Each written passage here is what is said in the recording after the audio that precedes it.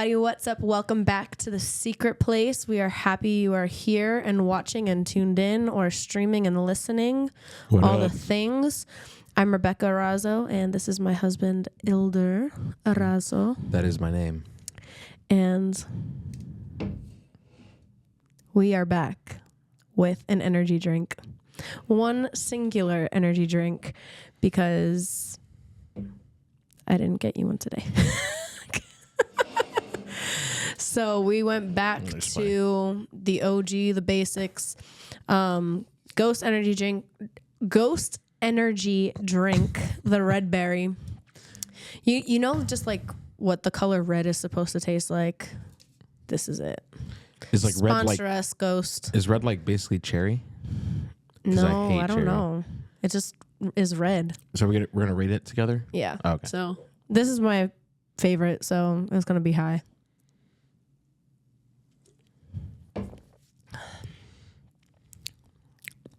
Yeah, that's an 8. You said that with such conviction. Yeah. All right, let's try it.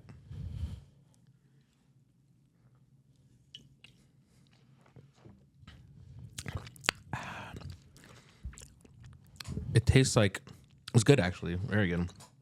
It's definitely not just cherry flavored, which I would not have liked. This I like a lot more because it has citrusy elements to it, and I love sour citrusy things. Yeah. I would be actually curious to know what flavor additives are adding, but Red 40. I'm like Kidding. tartaric acid. Tartric acid. No, it's just tar twice. Tartaric acid. Tartaric acid. Oh. Yeah. Tartaric acid. It just made me think Not of what like, I just said. It just made me think of Jar Jar. Jar Jar Binks. That's hilarious. But there's actually like there's nothing here that's telling me what the flavor profile. It's just all like different chemicals. Amen. Lord, bless this unto our body. What is like what is in here? There's no what? It's all fake. Yeah, but like at least it would be like, oh, like I don't know, blueberry flavoring, but it just there's nothing there that would indicate what flavor. All these chemicals is the color red. That makes the taste of the color red. Have you ever heard about those people that can like taste numbers or like hear letters? Yeah. Or not hear letters, like they can hear. I've heard it's like when you go on a drug trip. Really, is what happens. Like when you're like psychedelics. Yeah, like crazy. don't make you experience that. But people actually have like the medical condition though too, where they can like taste like inanimate things. I would love to taste the G chord. All right. I would love to smell a C chord. Well, I would love to savor a D7 sharp 9 sharp 5 sharp 9 chord. It's a very complex flavor. I feel like it would be. What you looking at? just looking. This has also been open for like over an hour. It's still pretty good. I thought you were going to say like, oh, this has been open since like last week. But hey, today's episode is going to be very chill. It's going to be very... This episode is going to be what we tried to do last week, the first time we tried to record. Yeah. But and then it didn't work. It's like whenever you try to do something naturally, you can't recreate something natural. So we're gonna do that today. We're gonna do it today. No, we're just gonna talk. Yeah. So today we're gonna kind of talk about how our experiences shape our perspective and shape our beliefs and ideals and all of that kind of stuff, because we all experience life on different levels and in different ways. But we know and believe that God transcends all of our experiences, but they do play an important part in our life, in our walk with the Lord. And so kind of what that looks like, our personal like experiences, we'll kind of talk about some of those things. Yeah. Let's do it. Do you have any example you want to start with? Or do you want to Not particularly, but I mean, I think, can you just open up with like how have your experiences played an impact in your view of God? And can you kind of like give some like specifics? Because I think that we can say, oh yeah, I had experiences, but like what actually were they? With God, you said? Just in life and how they impacted your relationship or walk with God. Gotcha. So I think, so I'll start with my experience, and I think I'll go into how I think that affected me. So I grew up in church, which I think we've talked about some of this before. Grew up in church. My life was pretty much church from a young age, which... I'm so sorry. You have like one hair hanging. Let me fix it.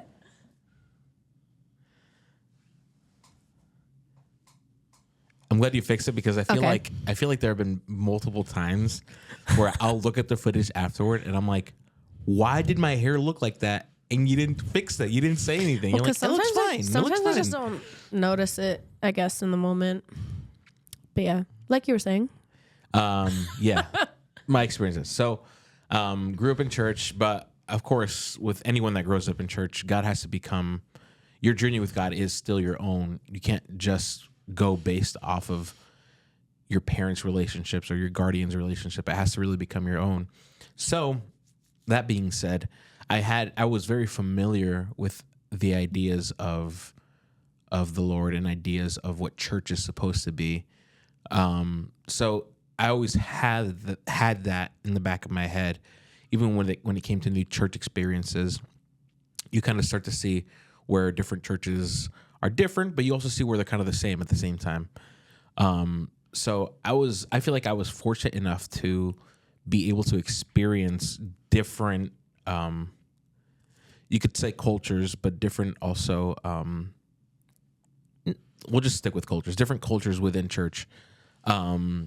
Spanish church is much different. It's family, in a sense, it's more family oriented sometimes than American white church.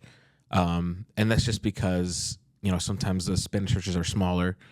And there's also, and I think we've also talked about this too, is culturally, God is more of a necessity. And hear me out on this. I'm not saying that God is not a necessity for everyone. I'm just saying culturally, in minorities, Hispanics, God is more necessity because of the places that we come from, the countries that we come from, and the struggles that we face. God is a necessity in the sense that we have less privileges and less access to certain things, so we rely really heavily on God to sustain us and to carry us and to be our provider. Not that I'm not saying that people in America don't face that as well. It's just a cultural difference in that makes its way into... It's more of a norm. Yes, like and that idea makes its way into church a lot.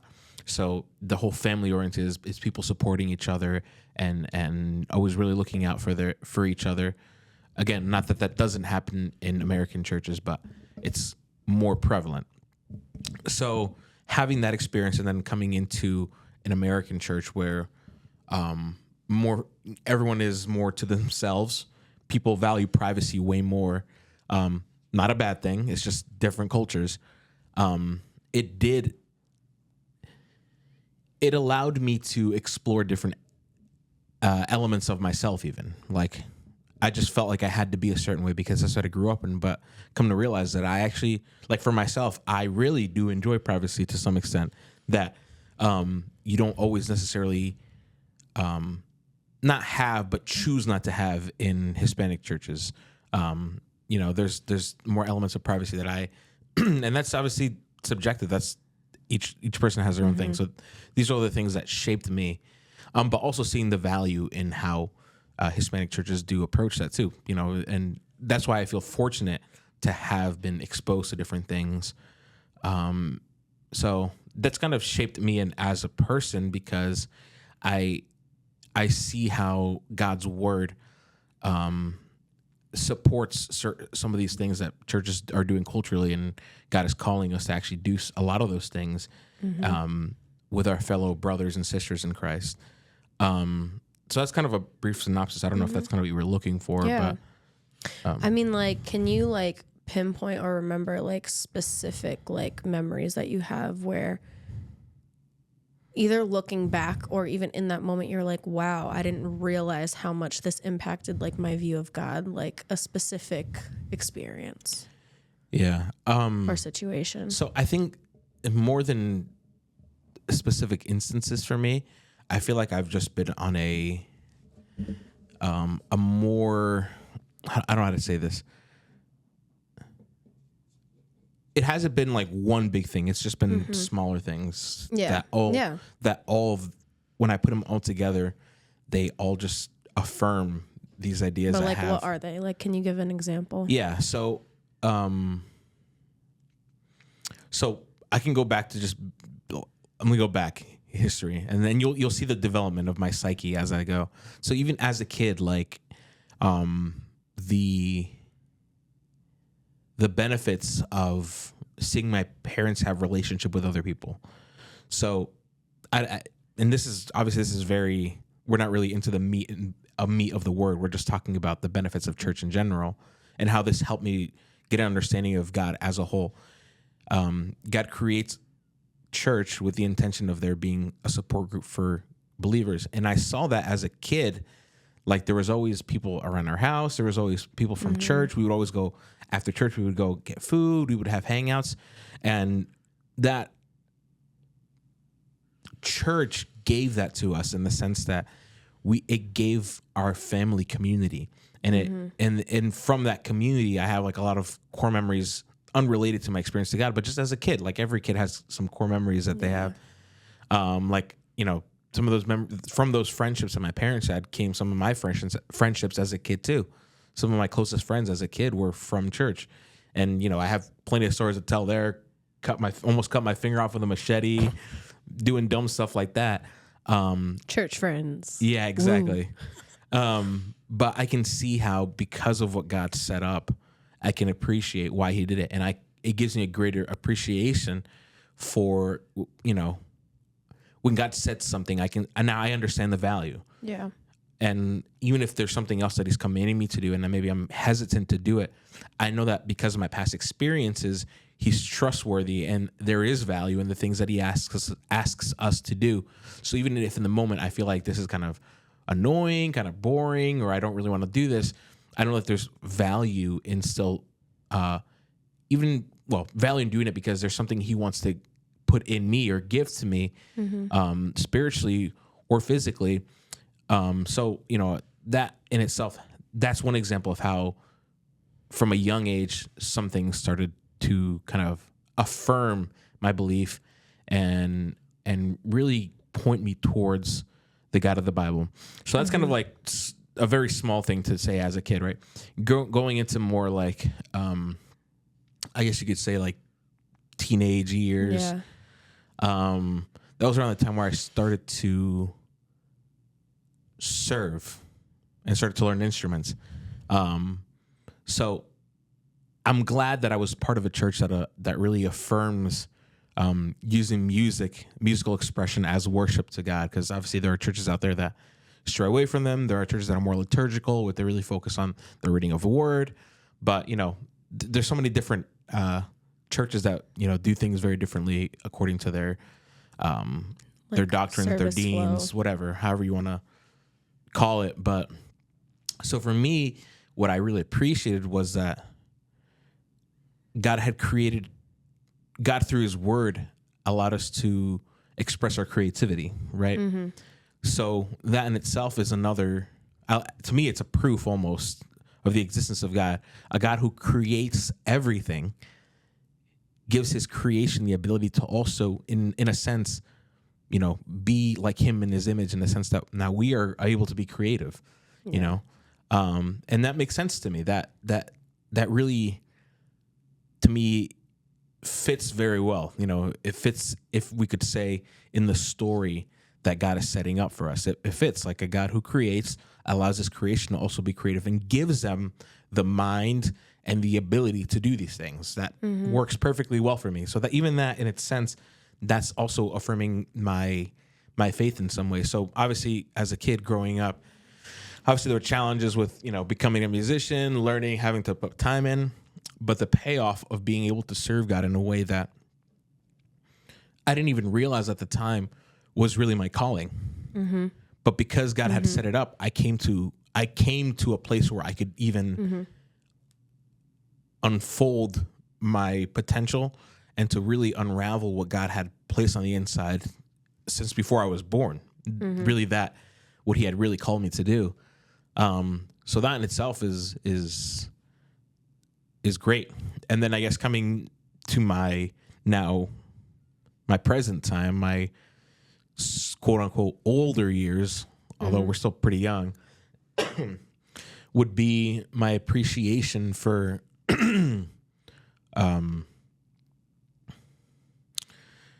as I get older, I obviously everyone starts to think more. Yeah. And questions rise up, and maybe questions that not necessarily everyone has at younger age, because sometimes you're not thinking of things like this. We question our faith in different stages as our brain develops and as we encounter different things even in life, because some people don't even begin to question, God, why did my daughter die? Let's just use an example. Yeah. That question doesn't pop up for people until their daughter actually dies. So there are questions that we're not faced with until life really hits us in that specific place. And as I've gotten older, certain questions have popped up based on my experiences in life.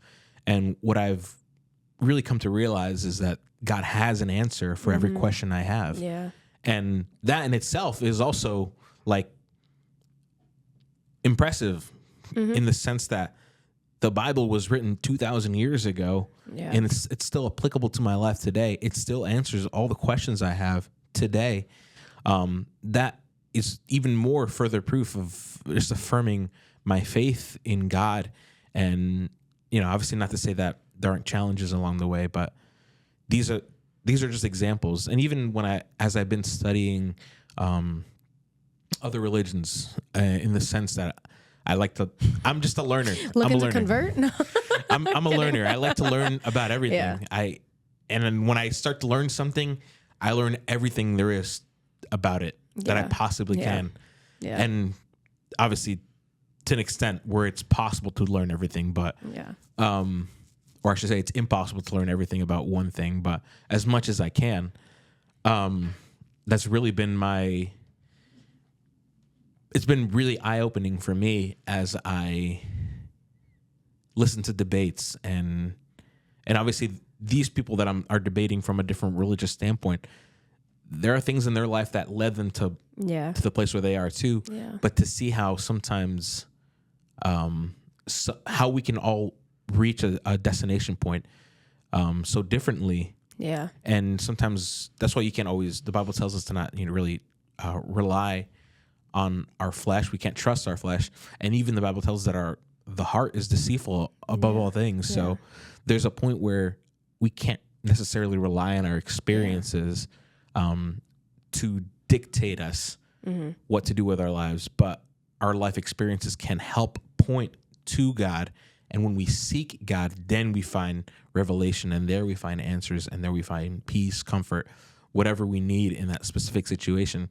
But, even learning through these other religions and just seeing how, the God of the Bible stands out above, above, like there's no comparison to the God that we serve in Islam. There's no comparison.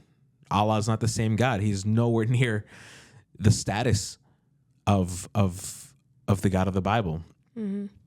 So, and even how Mormons and Jehovah's Witnesses twist scripture, and Jehovah's Witnesses twist scripture, and then how Mormons have their own, Book of Mormon. Like the way they've interpreted certain things still don't compare to the God of the Bible. Yeah. And I think that's probably the biggest reason why they don't believe this, that they can't come to terms with a God that is so loving, that would do the things that he did that we're reading in. And it's there's too much intellectualism to a point where we're trying to make sense of God, but yet at the same time we say God is infinitely above more than we can understand, but we're still trying to put him in a box. Yeah. So, I guess those are kind of my closing thoughts for what I kind of went all over the place at the end there, but no, I mean, like, so I feel like me and you have had kind of two completely different experiences when it comes to navigating our faith and navigating who God is and like understanding that and figuring that out. Because the way that I grew up, I didn't have I had a understanding of who God was.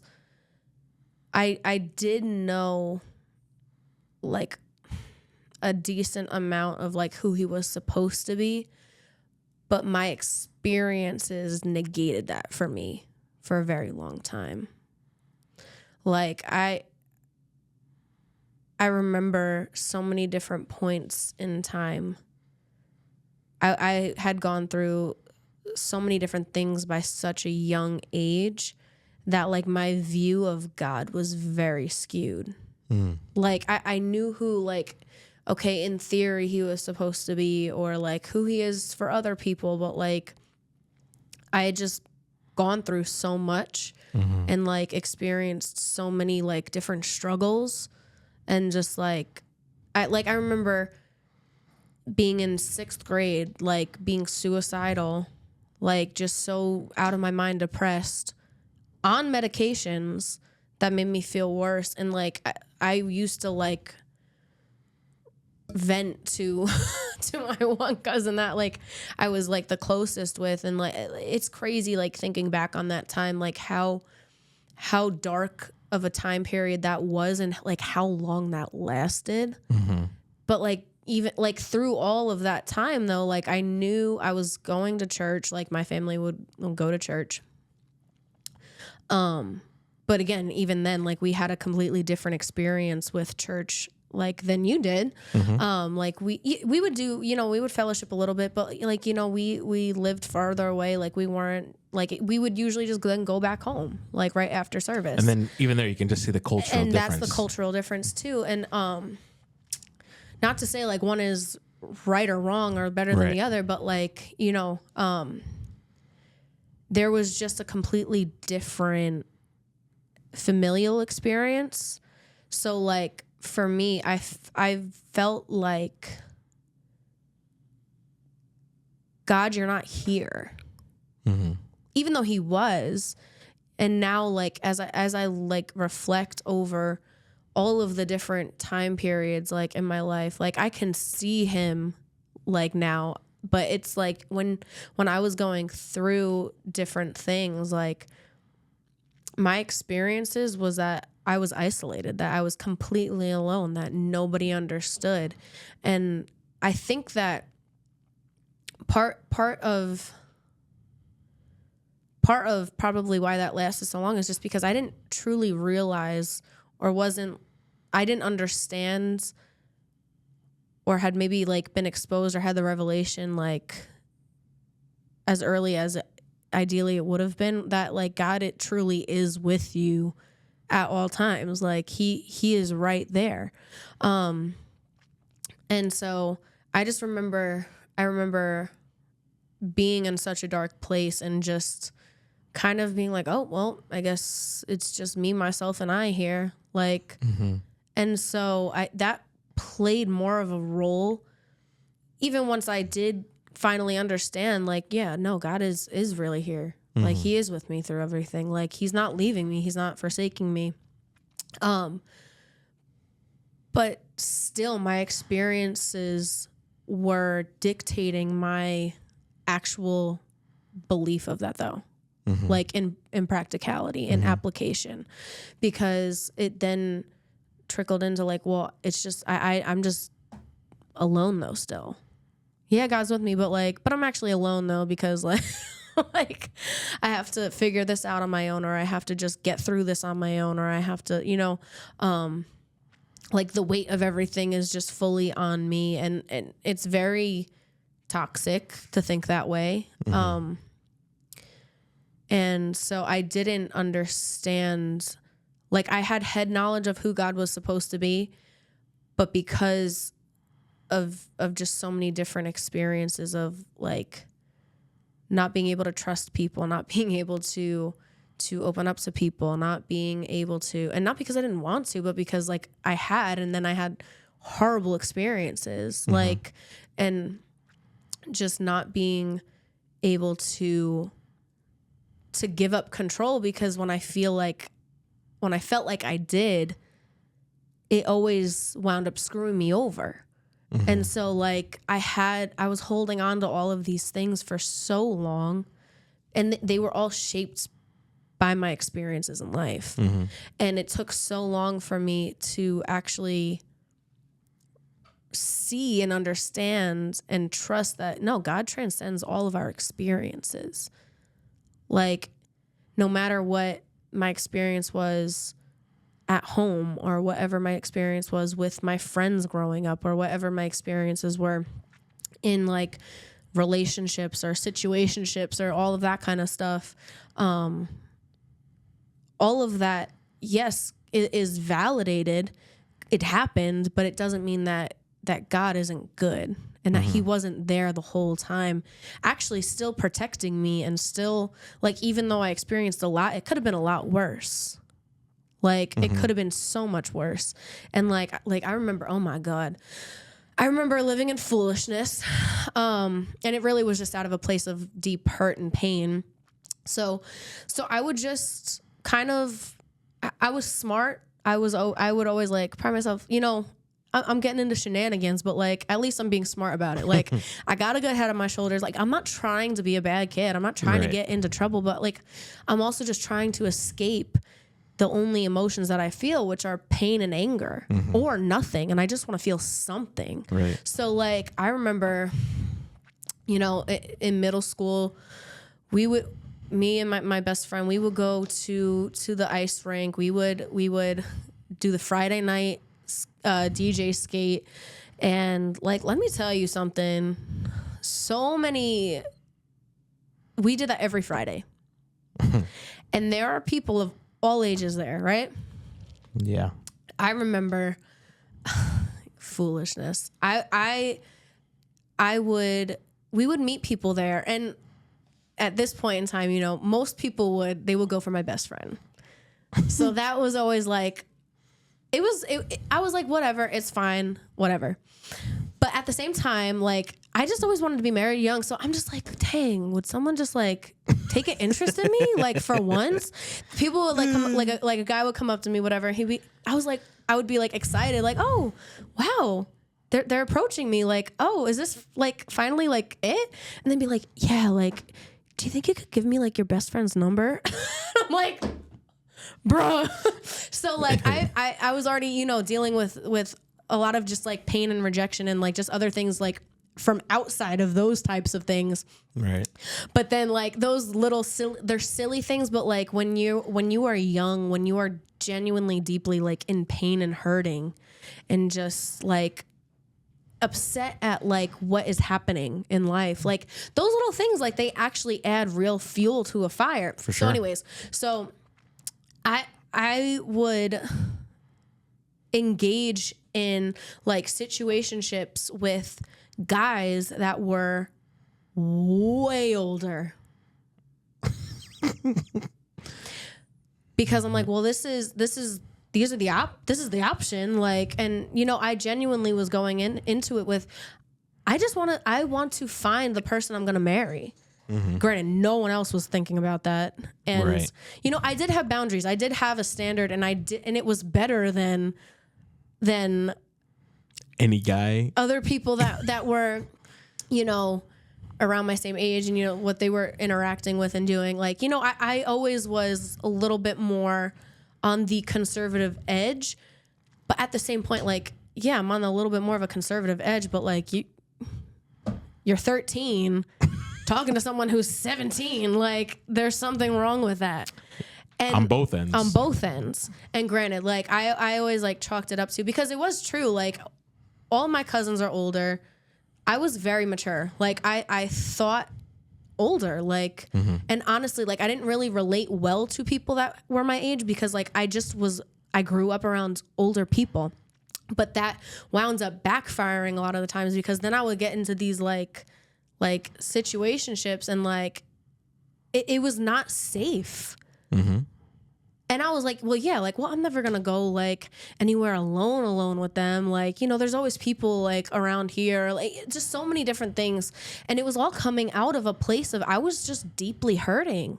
Like I was trying to just forget all of the past like hurts and pains and like just experiences that I had experienced up until this point. So I would get into foolishness. I would get into shenanigans. As I got older, I then was like, you know what? No, like these things are not right. Like I need to like not be doing these things. But it's crazy as I look back, and I have a million stories. I got to tell the story of how I felt out of a house back into a house after this. Because that's a story. I've heard this story. But oh my like, gosh. How many times have I heard? Oh, probably a lot. But I would get into foolishness and shenanigans. Again, not because I just wanted to be rebellious, but because I was searching for healing. I was just searching for what I was needing, and I was looking for it in all the wrong places. And so, but I look back and I see how many times it was God that protected me. Mm-hmm. How many times? Because so many times, like, things could have been so much sketchier, so much worse, so much more damage done. And so then as I started to realize that, I was like, wow, actually, God spared me, actually. Like, yeah, I've experienced a lot, but like I could have experienced way more because of my own decisions too. Right. Like the things that I've experienced in life, like traumas and like different things, like 90% of them were not my doing. Like they were just things that were done. Like that, like they were not in my control. They were not, because you just made like a dumb decision, like that's why this happened. Like, no, like it's just those things in life that like a family member passes away. Like you're not in control of that. Mm-hmm.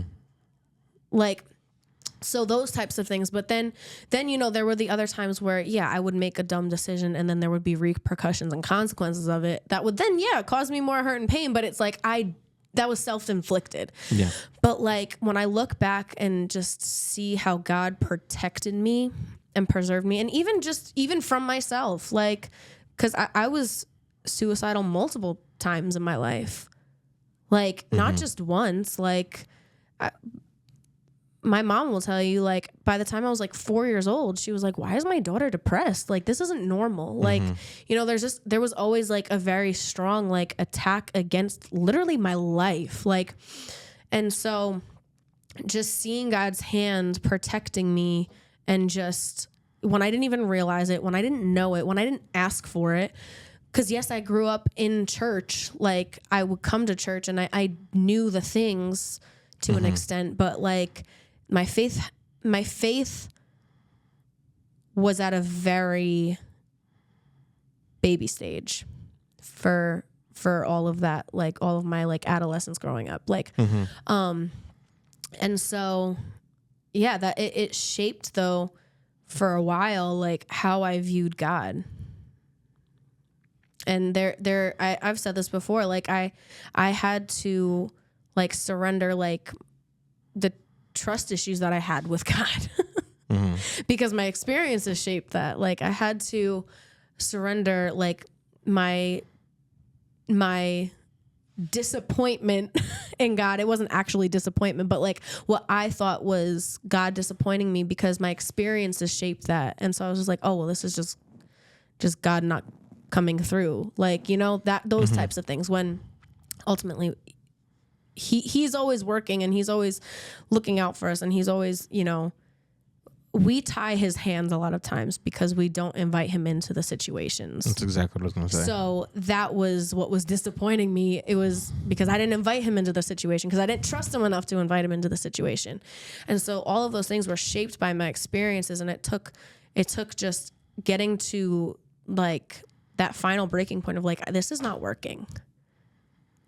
This relationship that I have with God is not working for me. Like, and so it was like, why is it not working? And I had to like reach the point where I was like, why?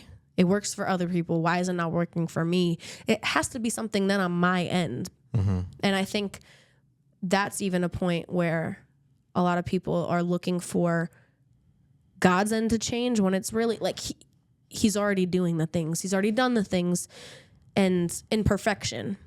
That's actually what I was going to say. Where people like, are where we're missing out. Are so quick to blame God for all the bad stuff without even taking the time to say, well, what has God asked of me? Yeah. You know, so how can everything be God's fault, but nothing good can be attributed to him at the same time? Yeah. You know, so it's not to say that bad things are God's fault, but it's kind of a rebuttal to people's arguments of like, well, that's God's fault. You know, like, well, let's say that was true. How come you want to blame God for everything, but not take any personal responsibility of what God has asked of you? Yeah. Yeah.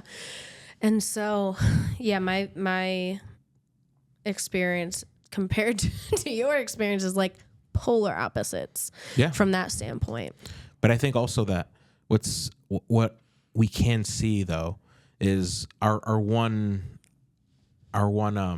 point of similarity was how we had some exposure to church as a kid in our adolescence. Oh my God, if I didn't, I don't know where I would be right now. And that's what I was going to say is like sometimes I'd be dead. Not that exposure is enough for a lifetime. Yeah. But exposure sometimes is enough for a season. Yeah. Because sometimes even just exposure does enough to your brain and your psyche to be like, I know what I'm doing is wrong. Yeah. You know, there are moral boundaries that are placed up in your head because God is good and his goodness is intrinsic. So it just kind of pierces barriers within our hearts and ourselves. So it's very interesting, although we kind of went through different experiences, that point of similarity is what actually brought us to the place that we are now. Yeah. And like, I want to like reiterate the point too. Like, I knew the things that I was doing. I was like, I know these aren't right. Mm-hmm. But truly, like, I was just a very young girl trying to meet her needs, like her emotional needs, like the security needs, like the affirmation needs. And like, I grew up believing that like nobody loved me. Mm-hmm.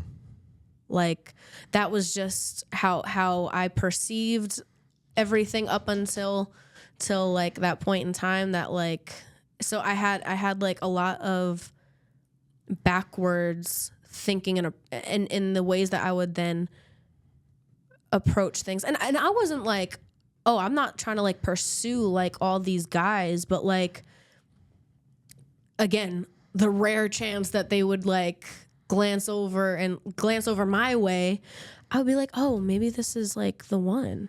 Mm-hmm. 'Cause deep down it was just that little girl like seeking that affirmation, seeking that attention, but like I wanted it to be the like genuine, and I wanted it to be like the right kind and the real thing. But then obviously because I'm literally a child, like no one else was like looking for that at that point in time.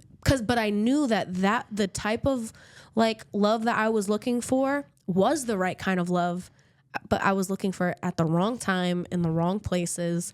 And any like glimmer of like hope of that, like I would jump on it. Like I would be like, oh my gosh, like I'm fully invested now. Like I'm going to put all my eggs in this basket. And it's like, girl, you just turned 14. Like, yeah. And I think you're really describing and what even like up until that point, like there was like disappointment and heartbreak after heartbreak because again, like it's just what are you doing? You're a child. Like, why are you trying to like get married and like have a family by like, I don't know what age. I don't know. But I think what you're describing is what every person goes through, though. Yeah. Like everyone has a point where they're like, there's a need, like this longing in heart for like something fulfilling. Yeah. And you know what it was? It wasn't necessarily like, oh, I just need like attention, or I just like I did. And I just wanted to like, I wanted to experience positive attention, because the majority of it wasn't positive. Mm-hmm. So like, but I truly was just looking for acceptance. Like, mm-hmm. I accept you. And like, obviously I was searching for the true, like the ultimate acceptance, which we experience from the Lord. Like, and then obviously once that clicked, I was like, oh my God, this is what I've been searching for this whole time, instead of out here being stupid. No, but, cause genuinely I was trying to do it the right way, but I wasn't. And that's, I think we can chalk it up to, well, like your intention was good. I'm like, yeah, but my choices still weren't. Mm-hmm. And I had to accept that. I'm like, yeah, like my intentions were actually good. Like I wasn't trying to like, be out in these streets, or like, getting into all this like nonsense. But it's like, but that's what I did. Mm-hmm. So there was an ownership component there, but it was in an attempt to satisfy the need, the really eternal need for acceptance. Yeah. Yeah. And I think that what you describe is, I think there are probably thousands, if not hundreds of thousands of people that kind of have experiences, not exactly like yours, but similar probably. Yeah. And really it's about what foundational things you have that kind of end up determining how you come out of it. Because even for you, foundationally, you had some understanding of the Lord, but also like you also pointed out, you're mature for your age, which that in itself was helpful in a lot of ways. Because and also you had a good head on your shoulders, and all these foundational elements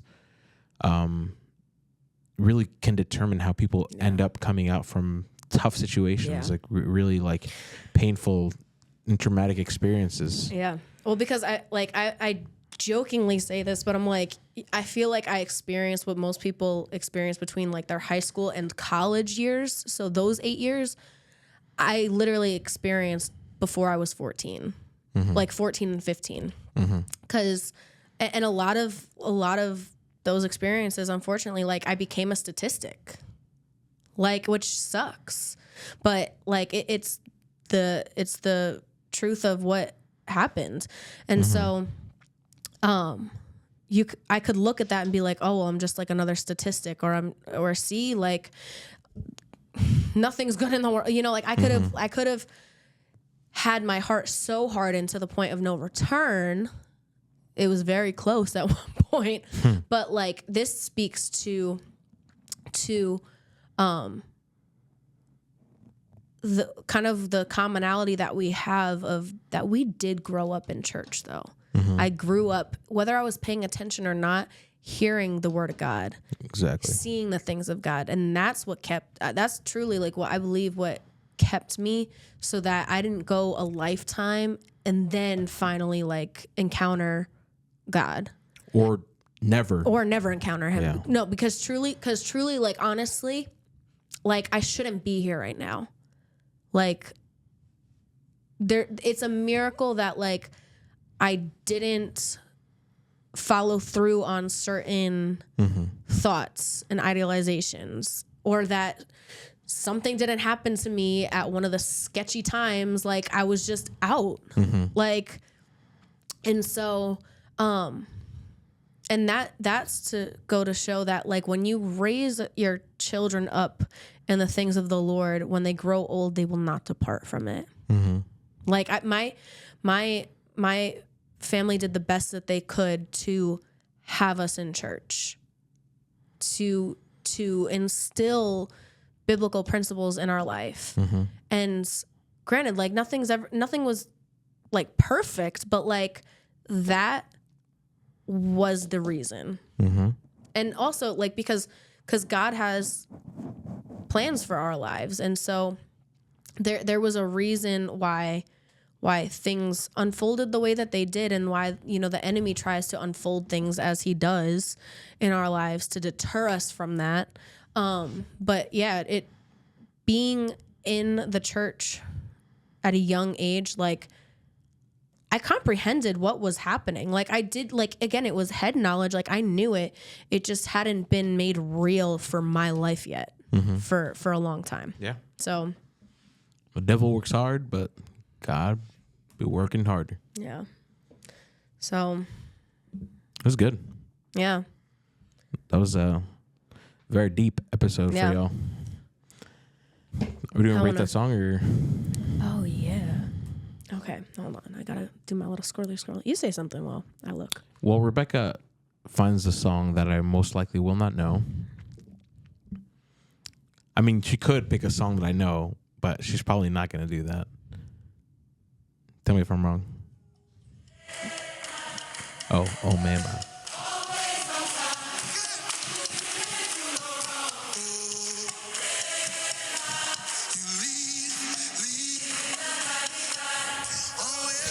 I subconsciously started tapping with my hand. Like, did you notice that? No. Oh wait, yes, I did. I didn't realize that was your hand. That's what happens when you're a musician. Like, my subconscious just automatically just went into like drumming mode. Yeah. Do you want to go first, or should I rate? You should rate it. Yeah, I want you to rate it too. This is your segment, though. Yeah, but I want you to rate it too. Okay. This is our segment. Nothing we do is just ours. The Bible says, "A man and a woman shall be joined together, and they will become one flesh." I feel like I should do that voice and narrate the entire Bible. No. In the beginning, God created. No one would download that version. God created the heavens and we at the least earth. gotta have one cringe part in this, you know. So This is not cringe. This is funny. okay.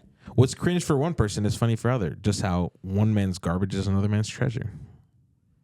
Actually, that same analogy applies even to what I'm saying. Oh, mama. I will give the song overall a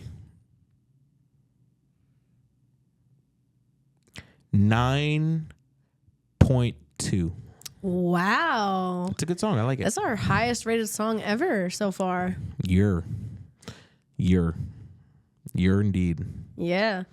What would you rate it? A 10. No, I'm kidding. Actually, no. I will rate it a 9 because the end just cringes me out so much. It's not girl math, it's God math. I'm sorry. It's just, that's a no. That I guess I don't count that that. literally deducted a whole point for me. I don't count that part of the song.